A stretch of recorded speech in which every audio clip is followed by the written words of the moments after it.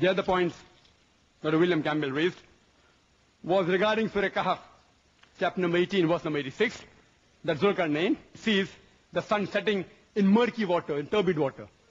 Imagine sun setting in murky water, unscientific. The Arabic word used here is, it is wajada, meaning it appeared to Zulkarnain. And Dr. William Campbell knows Arabic. So wajada means, if you look up in the dictionary also, it means it appeared. So Allah subhanahu wa ta'ala is describing what appeared to Zulkarnain. If I make a statement that the student in the class said 2 plus 2 is equal to 5, and you say, oh, Zakir said 2 plus 2 is equal to 5. I didn't say. I'm telling the student in my class that 2 plus 2 is equal to 5. I'm not wrong, the student is wrong. There are various ways to try and analyze this verse. One is this way, according to Muhammad Asad, that wajada means it appeared to Zulkarnain. Point number 2. The Arabic word used is maghrib. It can be used for time as well as place. When we say sunset, sunset can be taken for time. If I say the sun sets at 7 p.m., I'm using it for time. If I say the sun sets in the west, it means I'm taking it for place.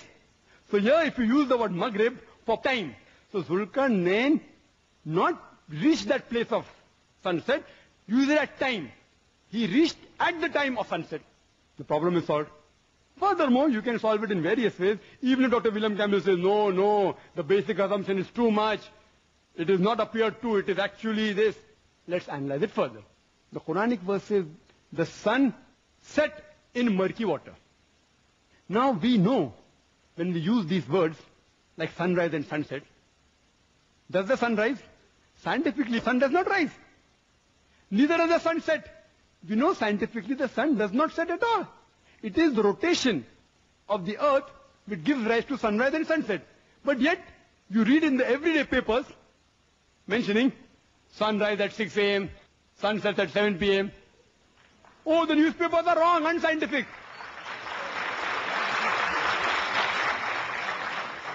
If I use the word disaster, oh, there's a disaster. Disaster means there's some calamity which has taken place. Literally, disaster means an evil star. So when I say this disaster, everyone knows what I mean is a calamity, not about the evil star.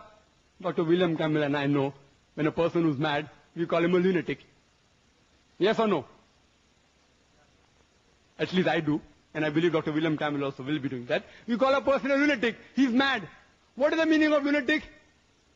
It means struck by the moon. But that is how the language has evolved. Similarly, sunrise is actually, it is just a usage of word. And Allah has given the guidance for the human beings also. He uses so that we understand. So it is just sunrise, not that it is actually setting, not the sun is actually rising. So this explanation clearly gives us a clear picture that the verse of the Quran of Surah Kahf, chapter 18, verse number 86, is not in contradiction with established science. That is the way how people speak.